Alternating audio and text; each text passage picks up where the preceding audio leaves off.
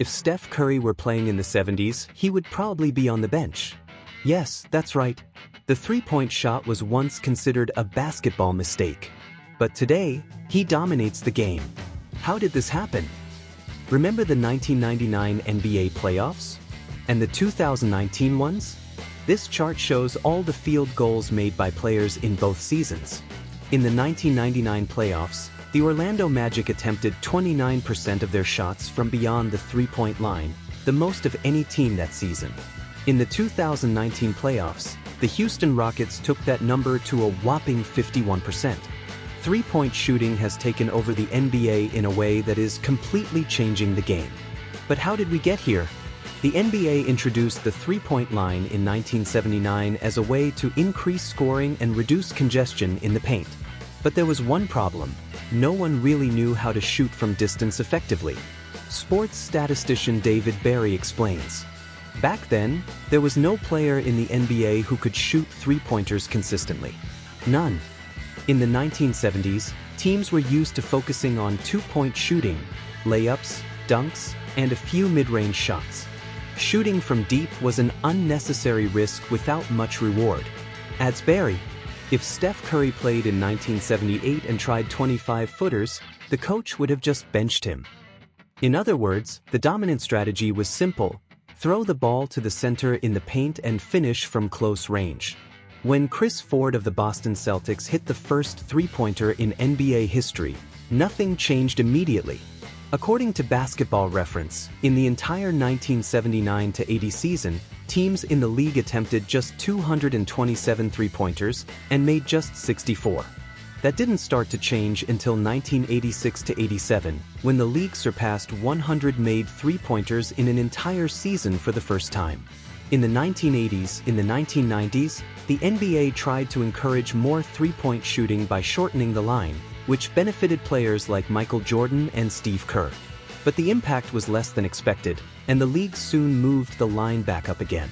By 1999 to 2000, 20 years after the introduction of the three-point line, the entire NBA had attempted about 1,000 three-point shots in a season.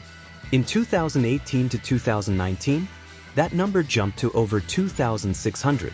The reason for this revolution can be summed up in a simple mathematical equation. 33% three-point shooting is equivalent to 50% two-point shooting. In other words, if a team can convert a third of its three-point shots, that is equivalent to making half of its two-point shots. This caused teams to change the way they play. James Dater, a sports writer for SB Nation, explains, "As the stats have gotten better, it's become clear, we should be shooting more threes.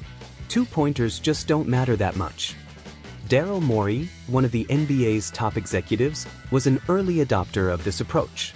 In 2014, he instructed the Rio Grande Valley Vipers, a developmental league team, to stop shooting mid-range and focus on threes.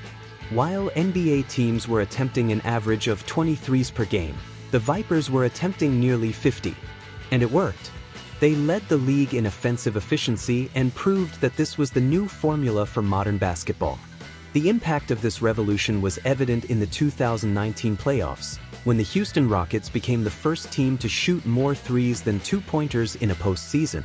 But is this killing basketball? Data raises an important question. Isn't the game losing that magic of different strategies?